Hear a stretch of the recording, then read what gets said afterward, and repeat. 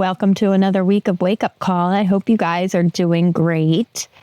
Listen, I do see your comments, and I don't always have time to respond to each of you individually. And I appreciate knowing what you're enjoying and what you would like to see changed. Basically, what I've been doing is every other week I do an episode myself, and then the next week I try to interview somebody. It's not always like that, but I do try to make it that way. If you're enjoying the episodes of just me more, let me know. If you're enjoying the episodes that are the interviews more, let me know. It seems like you guys actually prefer me just talking, but I don't know. So let me know about that. I know a few of you have asked about the flat earth, first round earth thing. I'm getting there, but I'm doing a long extended period of research because I go back and forth on the flat versus round earth thing. And I'm kind of going down the donut shaped theory on how it might be like a torus field of some sort, and that's resonating. So we'll see where I go with it. But this week I'm going to talk about something that's been in the back of my mind for a long time. And I kind of just thought I was crazy, but now other people are talking about it. And it's about Stargates. I want to cover Stargates because after I read Zecharia, let me make sure my mic is on. Oh, yeah, it is. Okay. Because I'm notoriously known for tech failures. It's on. After I read Zecharia Sitchin's books a few years ago, I didn't read all of them. I think I read 3 or 4 of them. But after I watched all of his videos and I read a few of his books, it was kind of lingering in the back of my head that the wars in the Middle East that we've seen over the years haven't been just about oil and drugs, and even the things that we've found out later on, like I mentioned in a previous episode. My brother was in Afghanistan and he told me about the poppy fields and the whole opium thing and how Afghanistan's producing like 90% of the opioids in the world, and heroin and stuff. I felt like that was still just scratching the surface. And after I read Zecharia Sitchin's books, I learned that the Middle East and Iraq basically is the birthplace of humanity, or at least that part of the world is as far back as we can go historically speaking. So I don't believe that humanity as we know it today got here through evolution.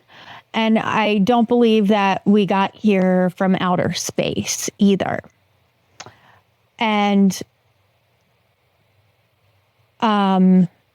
we had to come from somewhere, right? At least, we can go into the Atlantis thing and previous historical time periods that we have like virtually no knowledge on, but the earth as we know it and humanity as we know it came through to this place some way, right? So going back to Zecharia Sitchin, and a lot of people have different opinions on him and his work. A lot of people say he was an intelligence asset and that his work is flawed. And maybe that's true. Maybe parts of it are flawed. But as far as the Anunnaki theory goes, I 100% believe that. And I think that the arcing theme in his work and like the macro of his work is true. And I think that we, or the gods, or whoever came before us, they came here through Stargates. So this episode is going to be all about Stargates. And if you're an expert on the topic, this might not be for you because this is like Stargate 101. It's going to be very basic, very layman's terms. This is for people who know nothing about Stargates, for people who don't know the difference between portals and Stargates. This is for you. I've done extensive research and I'm trying to break it down in a very basic way because for whatever reason, this information is very complicated and there's so many different theories on it that it's hard to actually get to the answers. And I've also noticed in my research that for whatever reason in modern day, all of these Q white hat people are really interested in the topic and they think that Trump and Musk are part of the good Stargates, and then I have to cut out all of that and filter out all of that nonsense. So what I did was I've been looking for old information on Stargates and comparing that information with what's happening now to get to the answers. So everything that I'm talking about is theory. It's theoretical. I have no proof for any of this, but I'm just connecting the dots in my usual intuitive way with old information and seeing what's playing out now. So if you're not familiar with Zecharia Sitchin's works, he's one of the few scholars that was able to read and interpret ancient Sumerian and Akkadian clay tablets.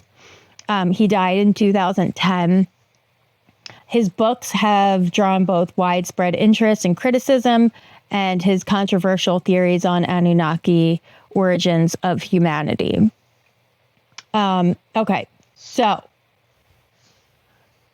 people get Stargates and portals confused, or they think they're one and the same, and they're not.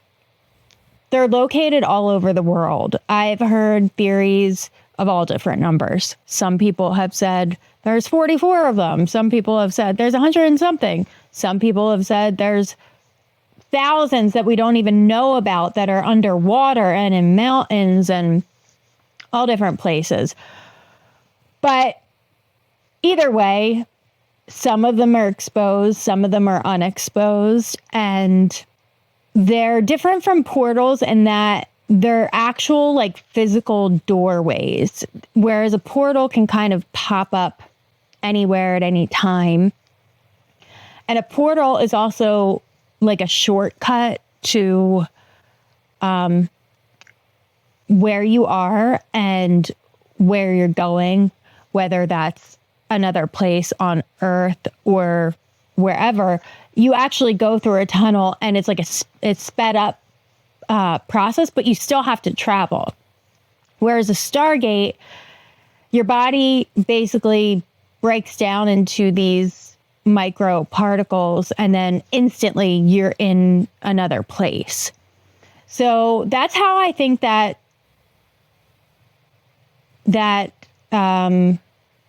we got here, or the gods got here, or whatever. Like, I mean, then there's another possibility that our DNA has been messed with and there were survivors from before the flood. I don't know. I don't have those answers, but the deluge and the flood says that everything that was on Earth was completely wiped out, and that whoever survived left, went somewhere else, maybe through these Stargates, and then they came back through these Stargates. So I don't know, but I think that we are on this planet through the Stargates. That's just my guess. Hopefully I'm making sense, and hopefully I'm not all over the place, but because this topic is so out there and so unclear that I'm trying to unpack it in like layman's terms. Stargate 101. I think a Stargate is like a portal in that it does pop you out into another place, but it's really something out of a sci-fi movie where you break down into like dust particles, essentially, if even that. I'll go into more of the details about that, but the holes don't open up at random. They engulf energy inward or outward. But Earth is currently shifting its vibration. Mother Earth, Gaia, whatever you want to call it.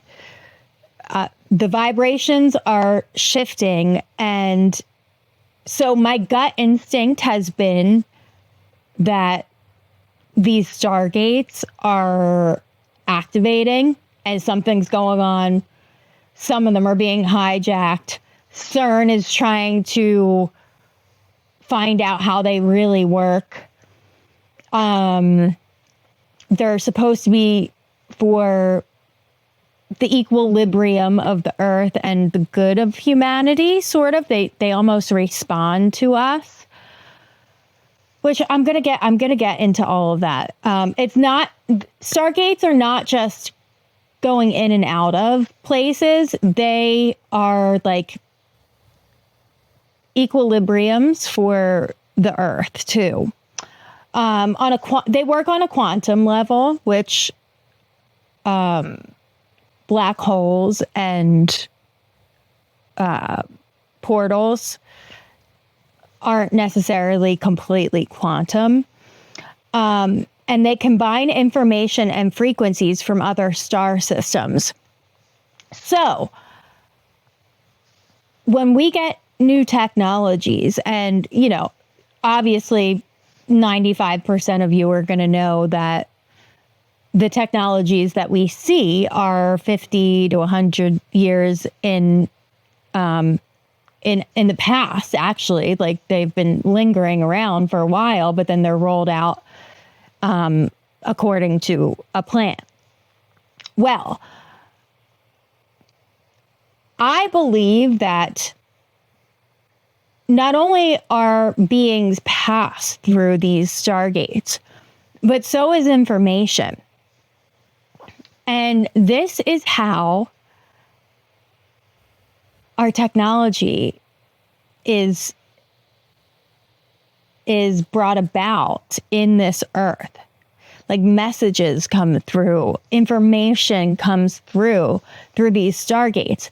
We know about the underground bases, right?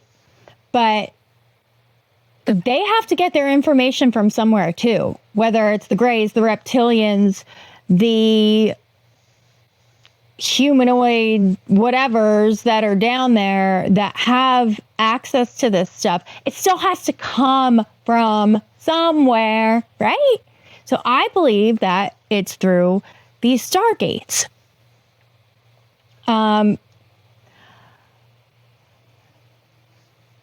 So, like I said in the beginning, I think that a lot of wars in the Middle East have been because of Stargates and fighting over who controls them and who has access to what.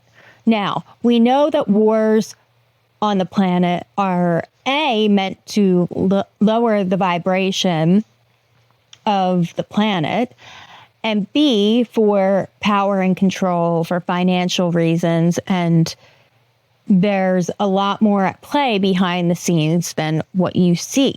But if some of these wars, especially the ones in the Middle East, have anything to do with Stargates, then we're talking about ancient bloodlines dating back to Enki and Enlil.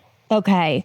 So even if these Illuminati bloodlines are working for the same force to a degree, at the top of the pyramid, what is right under that is, it's like there's one at the top. Well, then two has to be underneath of that. So there has to be two opposing forces, maybe, like still fighting for that power to the top, if that makes sense. So I do believe that some of these wars are about these Stargates. It's not just over power and control over humanity. It's like the people at the very, very almost tippy top, or maybe they're not people, aliens or whatever the hell they are, which we'll get into, want access to this knowledge and information. And that's what I think is happening in the Middle East. Okay, so like I said, I've just had this gut feeling about the Stargate thing, and I believe something good and bad is happening at the same time around them. But apparently, Earth beings who vibrate higher than the 3D and have a hard time fitting in here, which I'm sure a lot of you can relate to. What's happening is the Earth is shifting into higher frequencies to match us. And some of the negative controllers of these Stargates they're trying to manipulate things. That's through CERN and through some of these inorganic Stargates. Most governments know about them. The United States certainly does, and I'm going to get into that. Both Bush administrations were completely aware of it. And is this what the Greater Israel Project is about? Because it's quite possible that if Stargates do exist and they are real and you can get to other dimensions physically through them, that is the ultimate technology. It doesn't get any higher than that if this does really exist. And if the United States and Israel are the bullies of the world, wouldn't this all make sense that they're trying to have control over these Stargates? One thing to know is that Stargates are not made for individual gain, but for collective gain. The information is transmitted for collective planetary wisdom, and the Stargate responds to what's happening on Earth and the frequency that we emit.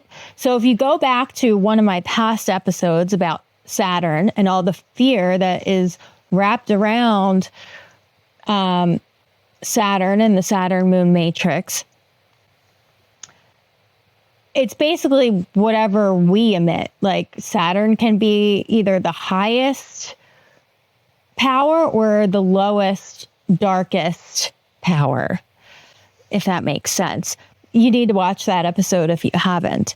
But it's the same way with these Stargates, because they can either be manipulated for good or evil. Well, not manipulated for good. They're supposed to be good, but they are manipulated for evil. Hopefully this is all making sense. I'm trying to make it as simple and layman's as possible, because even when I talk about this stuff, I'm like, what am I talking about? But I believe it. Like, I really do believe this is part of the reason why there's so much chaos. And as we raise our consciousness, we have to understand what's going on the dark side, you know, and uncover it. So the technology of higher conscious origins is not mechanical. Like, the best way to ascend is not necessarily through a Stargate. Like, oh, let's just, now we know about these Stargates and we want to get to 5D, 6D, 7D. Let's just enter the Stargate. They exist. No, it's not that simple. It doesn't, I don't think it works like that. But think of them as, like, if you plug in something to an outlet and you get the light or the energy back, like, it kind of works like that. And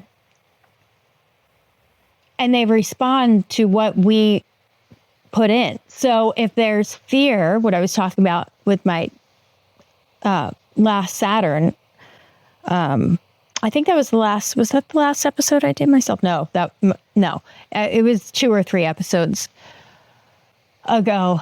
But not to be afraid of Saturn and understand its higher aspects. It's the same thing with these Stargates. It's like, it sounds like something out of a scary, crazy sci-fi movie, but they actually do have good aspects to them, and they respond to us. So how do we have this technology for AI and stuff?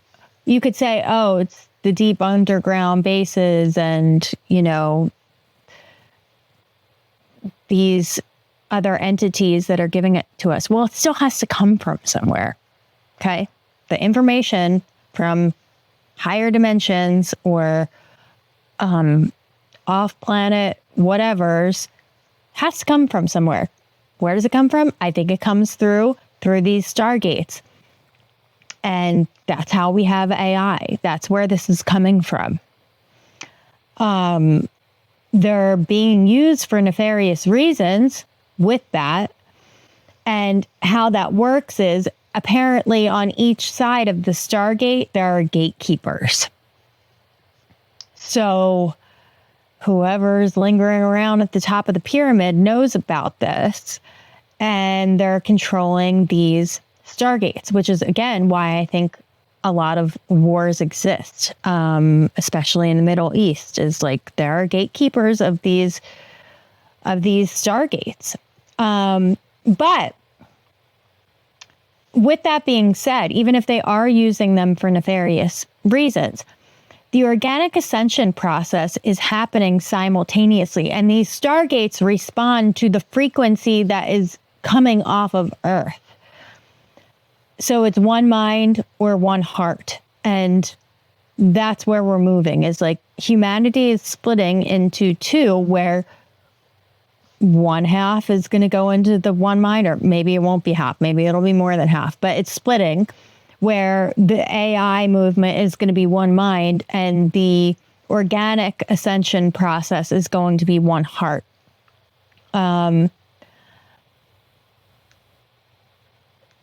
Like I said, Stargates respond to the collective. If we emit fear, again, referring to my Saturn episode and all this pervasive fear around Saturn in the truth community, which there's truth to some of that, but you have to know how to offset it. And it is the same way with these Stargates. If we emit fear, that reality is going to be inserted into our video game. We are playing a video game, okay? We are playing a game, and if we emit love, then that is going to be our reality on Earth. And it's, the baby's crying, and I have to stop. So I'll be right back. Okay, so like I was saying, if we emit fear collectively, that's what's going to be given to us, is that scenario. If we emit love, we're going to get good results. And it's a mixed bag right now. It's quite chaotic and it's a mixed bag. And that's why we're getting a mixed bag. This is also why, even if you are vibrating on an extremely high frequency and things are still not working out for you, part of this collective entanglement of everybody else's bullshit is getting wrapped into yours too. So to make it out to be like the idea of you create your own reality is true to a degree, but there's only so much of that you can do. For instance, COVID. Did COVID not affect every single freaking person on this earth? Yes, it absolutely did. Even if you could see through the bullshit, you didn't care, you were doing whatever you wanted, it still affected all of us. Like, no matter how high you were vibing, it's still affecting you. She's crying again. I have to take a time out. So, some of these ancient Stargates, they've been hijacked for reverse engineering, like CERN. They're trying to create a completely controlled environment, and that's not how this universe works, or this planet. And that's the good news. It just doesn't work like that. And if you've ever heard of Project Looking Glass, the CIA was using a technology and they could see into the future and they could see possible different timelines. Now, these timelines can play out a number of different ways and they can also happen simultaneously, but there was one ending that was inevitable. If there are random breaks in what I'm saying, it's because the baby's hungry.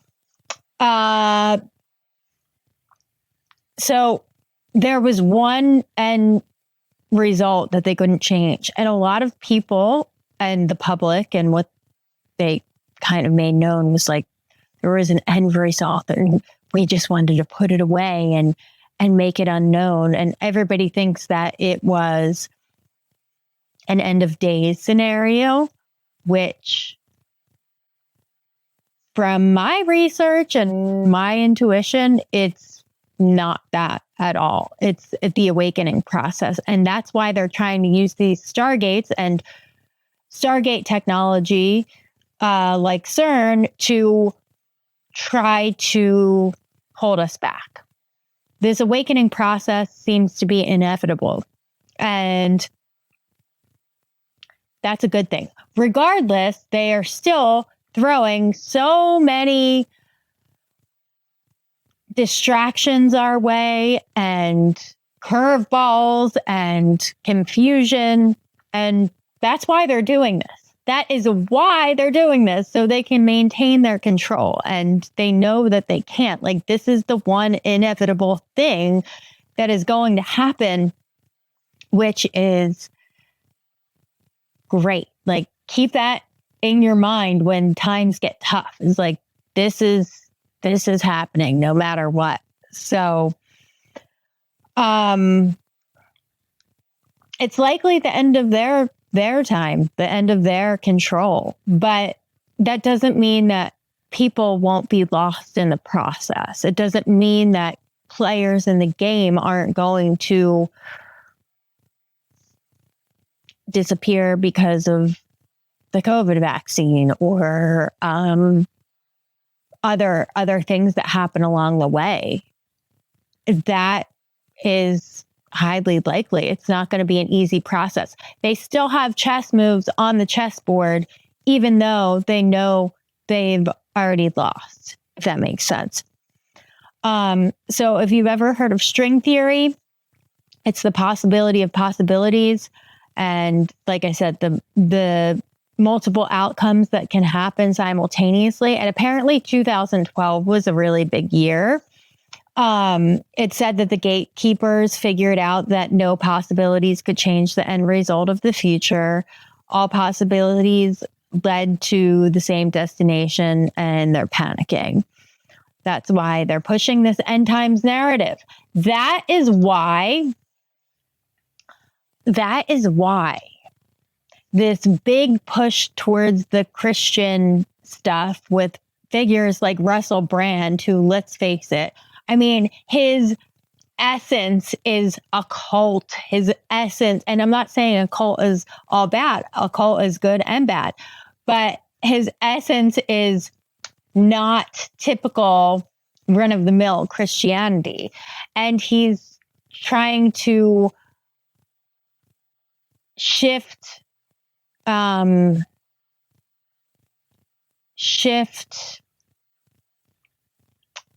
more of the counterculture into the Christian movement, which is happening.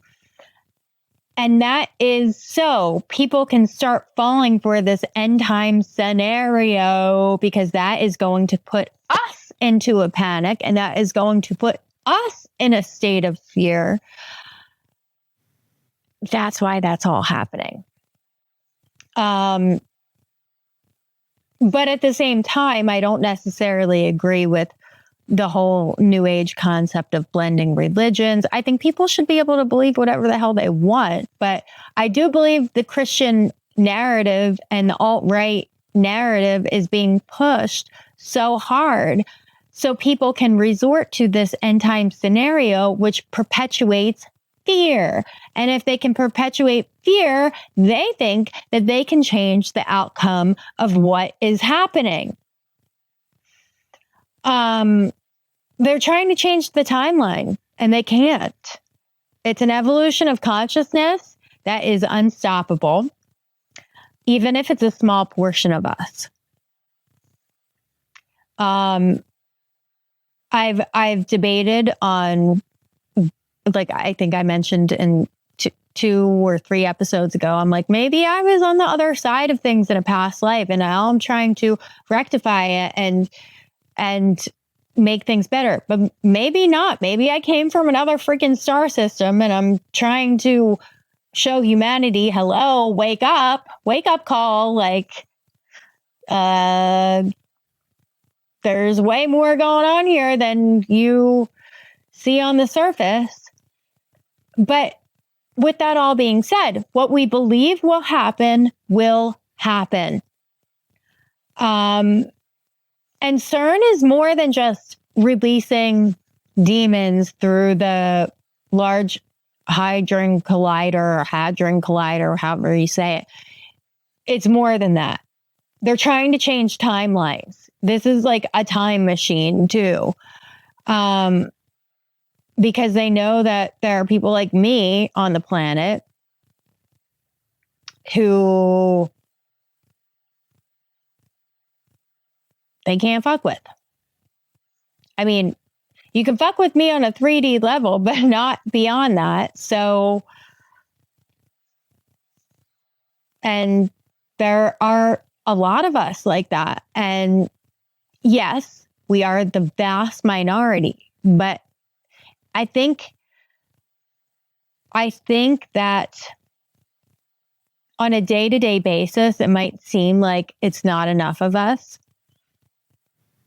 And maybe it's not yet, but it might be too. It might be. So the Gulf and Iraq wars were both of the Bush presidents. And that was control. They were fighting control over Stargate. That's what both of those wars were about. Because we know there were no weapons of mass destruction, and we never really got to the bottom of what those wars were about, did we? But apparently the United States wanted to seize the Stargate that was there before Saddam Hussein could actually use it, because Saddam was working on making it work again.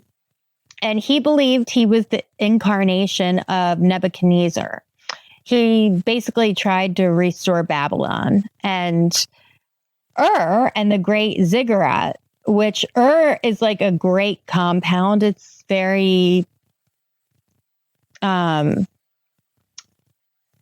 it's not a pyramid, but it looks like it's from that time of Giza. And it's thought that was the heart of the world. So here I come back to the Zecharia Sitchin stuff. And after reading his books and my theories, if that was the heart of the world, and that's where our history starts, then somebody had to come in somewhere, right?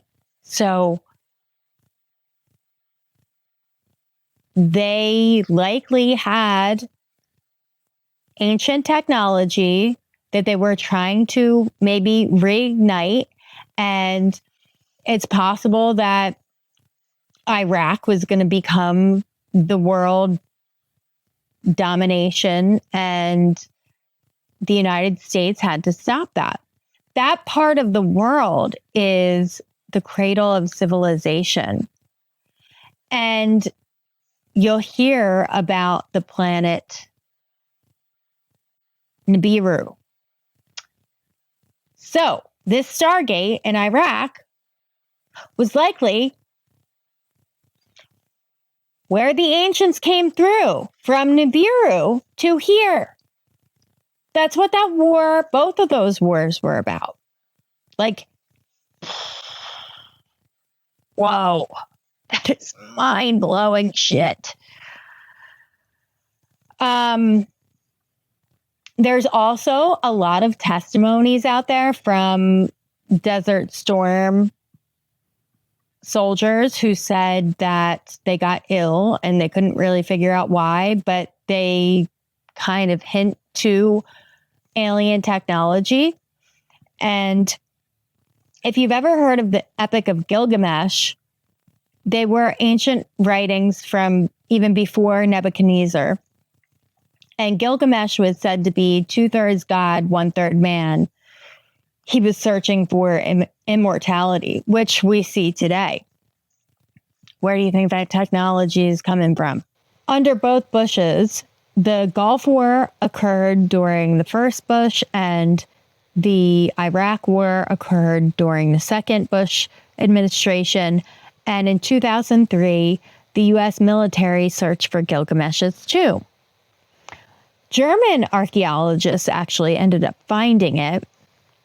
And apparently inside of it, this is hearsay, but inside the tomb were ancient clay tablets and Stargate technology.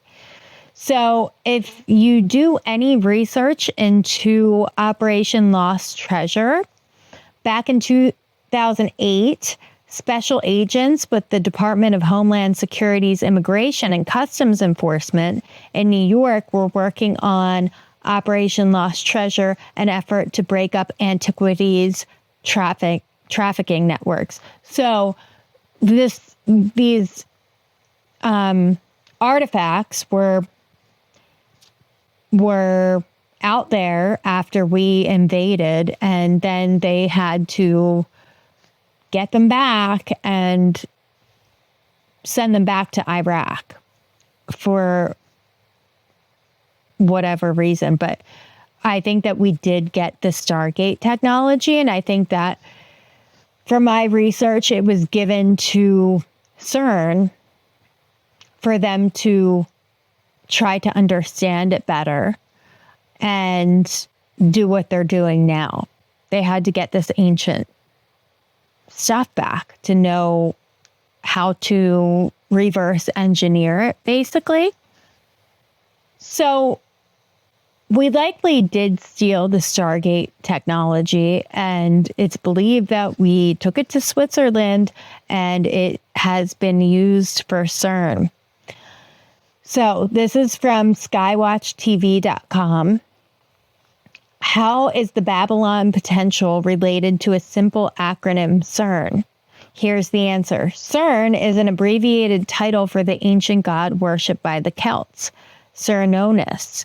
The name means horned one, and his stern image appears in various forms, usually wearing stag's horns upon his head, and he is oftentimes accompanied by a ram-headed serpent. We know all about that. His worshippers celebrated Cernunnos' birth in December. We know that late December birthday, don't we? During the winter solstice. As the Celtic god of the underworld, he parallels Hades and Pluto. Cernunnos controls the shadows, and he is a dying, rising god after the order of Osiris and Horus.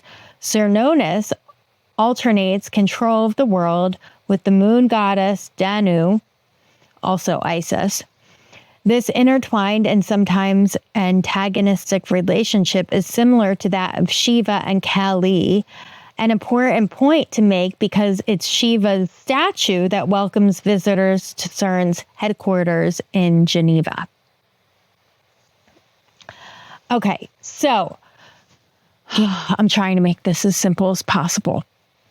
Tiamat, back in the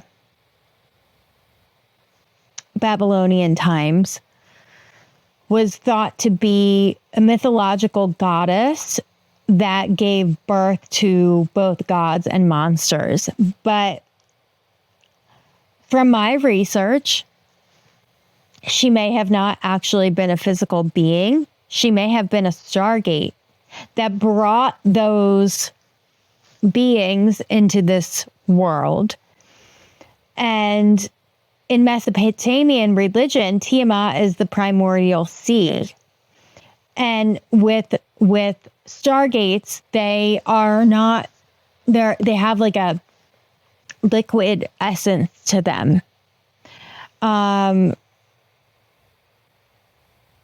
So could Tiamat not be a physical being, but this Stargate in which the beings came through? Something to look into. Just my 2 cents from what I'm gathering, because the thing is with these planets, these gods, these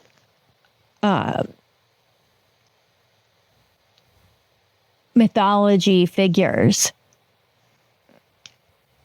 and all of their labels, you actually don't really know who's who, but you can't take anything at face value. So Tiamat, from my research, may be one of these Stargates. Okay, so getting into ancient artifacts. Elon Musk's family, the Haldeman's from his mom's side, they were obsessed with these lost artifacts in Africa, and they were in pursuit of the lost city of Kalahari. And Joshua Haldeman, his grandfather, Elon's grandfather, led approximately 12 expeditions into the Kalahari Desert in search of the lost city. These expeditions spanned from the early 1950s to the 1960s. So the primary reason Elon Musk is from South Africa is because his grandfather, who's actually linked to Canada, was in pursuit of alleged Nephilim artifacts and a Nephilim city that brought him there as a logical base of operations in the Discovery City. So when you look into the future, you have to look into the past. And that's what is happening with Elon Musk's family. At this point, I'm fully convinced that Elon Musk is not fully human. His name, his nanny, who said his name was El Elyon when he was a little boy, means the God Most High. And I've mentioned her in a previous episode, and I showed another clip, but I'm going to show you another clip of her speaking on when Elon opened up these portals with these artifacts. And though it seems so out there and so bizarre, and she's a little airy, it's sort of in line with everything that I'm talking about here. And apparently, if you have a certain type of DNA, these artifacts work with the DNA, and then they work with the Stargate to open the portal. Now, she doesn't know what was exactly opened when she saw it, but something did open, whether it was a portal or a Stargate, because they are different. I don't know. I'm not sure, but check it out. This is panning out. Let's go back to that time when you're babysitting him and tell me what happened there. Okay, I got to get a battery. I was babysitting him, and May had a lot of ancient artifacts and stuff. He didn't have any normal toys, and he got into his mother's trunk. I always called it her African trunk because she told me she's from Africa. And there was these little rock statues in there, like little, action figures. And he would set him up in a certain way, like a little Stonehenge on his bed, and his room was dark. It's always dark in there. And even though his room faced the street, it was like blackout curtain on that side. So he couldn't see out, and I was the house almost across the street. And he set him up in a certain way. And when a little kid's sneaking and you still see that they're sneaking and they're trying to be sneaky and you think it's cute. You know what I mean? They're trying to hide something, but they took a cookie. He's kind of being like that happy, but it was wicked.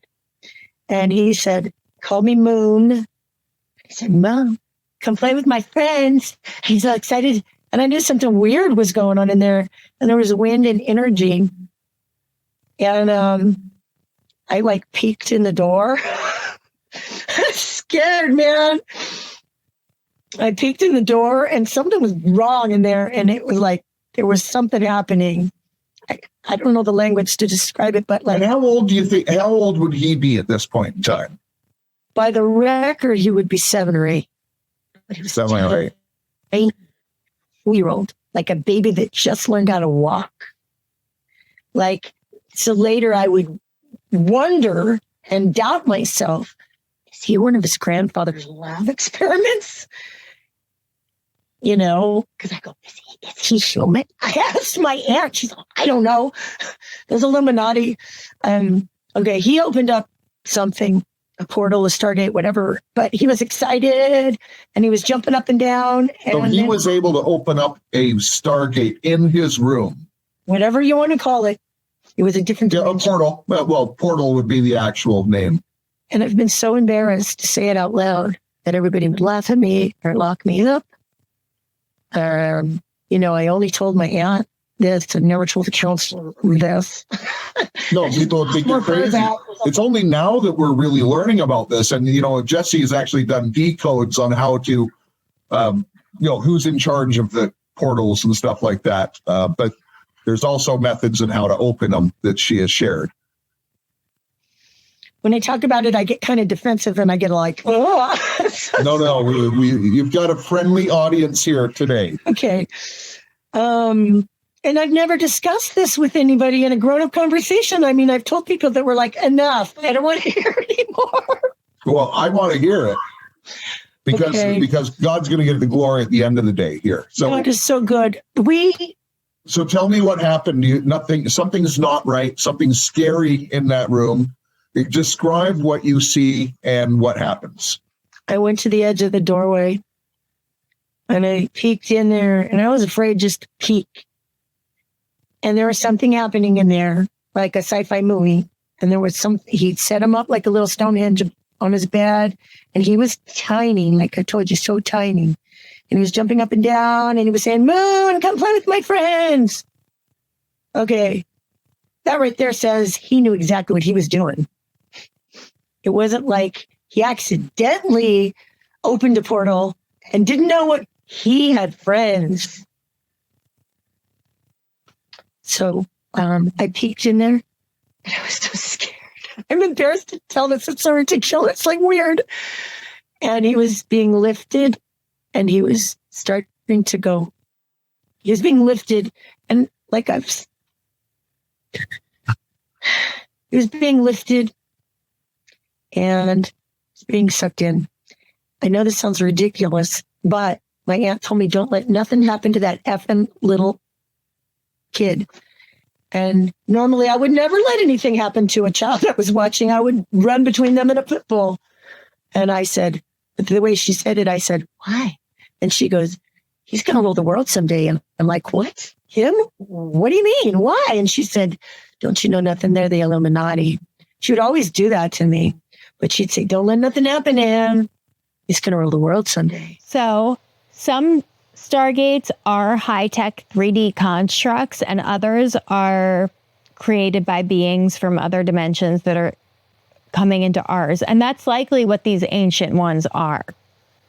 And that's why they're obsessed with them. Is like the new Stargates are not as powerful as the old ones because the old ones have more technology, if that makes sense. Now,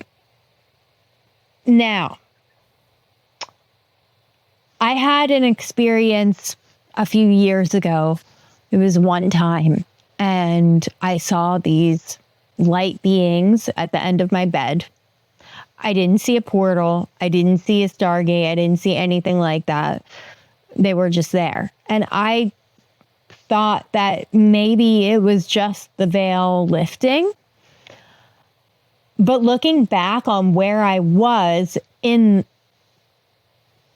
or on the planet at that time, it could have been a vortex of some sort. And maybe that's why I was seeing that. So then getting into the ley lines is a whole other subject. But I've seen other beings, and I don't talk about it often because I'm like, maybe my mind was playing tricks on itself. But I guess I'm open to these ideas because I have seen other things, and I don't know exactly what they were. I don't think that they were ghosts. And I wouldn't say that they were aliens either. It seemed interdimensional. And what I can say I saw was like a veil. Like it was actually, when they say a veil is lifted, there was something in between me and them. And it was like a thin mesh material. And they were on the other side. But that's what's basically led me to being open to these concepts, is I have had interdimensional experiences that I can't exactly explain or describe, but it's opened me up to this stuff. So let's get into Stargates versus portals and wormholes, because they are different. And I kind of touched on this earlier. Stargates are jump doors. Like they're interdimensional. It's a substance. It's a liquid goo that aliens call dark energy. But when you enter this liquid, your body is dematerialized, and these micro vortices make you fragment. And then you can feel them like pins and needles, and you're rematerialized almost instantly at a new destination of your choice. So you can put into this thing like coordinates, and you will know where you end up. Whereas with portals and wormholes, it's kind of random, and you don't know where you're going to end up. And you actually do have to travel somewhere. Even if it's like a shortcut and it takes way less time than it would flying or driving, you still have to travel. And Stargates are quantum. Wormholes, yeah, you actually travel through them. Actually, that's pretty much it for the episode. I don't even know where I went on this. I this stuff is just so mind blowing, but I'm trying to understand it and unpack it and make it like digestible. So for people who are so privy to this information, I'm sorry if this was boring for you, but if you're not, I'm hoping that this was expansive in some way. And I also know I haven't done a sketch in a while, which is one of the main reasons I wanted to do this show, is to bring you some comedy. And I was going to do this hippie out there character, and I found somebody else's, because I always kind of check, like, is anybody else coming up with the ideas that I have, so I don't redo them. I like to be inspired by other people's stuff, but come up with my own thing.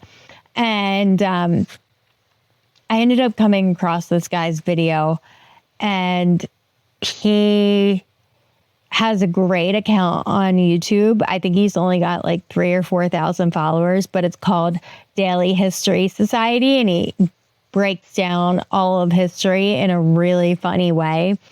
And he's making fun of hippie dippies who have, boomers who have, and I know some of you are boomers, but you're the awake ones, but the hippies who were just in that movement for the CIA operation, basically, and they've completely ended up later in life turning into the opposite thing. And he just freaking nails it. So I wanted to include his work.